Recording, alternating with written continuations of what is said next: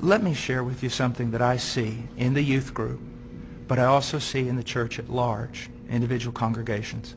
Because we have dumbed down the gospel, because we're not preaching the true gospel, and we are using carnal means to attract people. If you use carnal means to attract men, you're going to attract carnal men.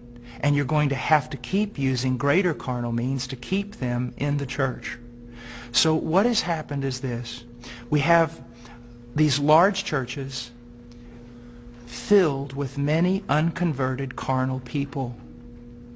But in those churches, we also have this small group of people that honestly want Christ. And they honestly want His Word, and they honestly want to be transformed. They don't need anything else. All they need is true worship of the true God and Scripture being preached to them and lived out before them. That's what they want. Now, I want to tell you the great sin of the American pastor.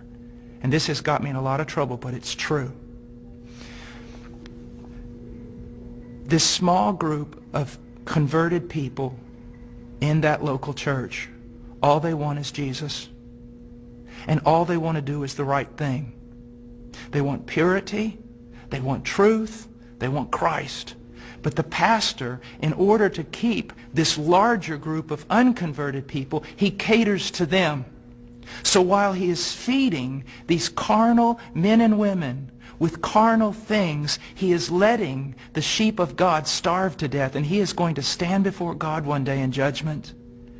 Listen, brother, if my wife was going grocery shopping, and when she was going out to her car, some men assailed her, attacked her brutally, and you walked by, and you did not want to get involved because you didn't want to cause trouble, you didn't want to put yourself in harm's way, you just wanted everything to go smooth.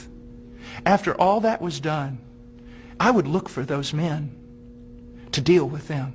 But I want you to know this, I'd look for you too.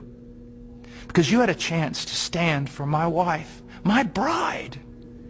And out of self-preservation or wrong ideas, you did not do it. You're just as much responsible as those men who attacked her. And that's what's happening all throughout America with pastors.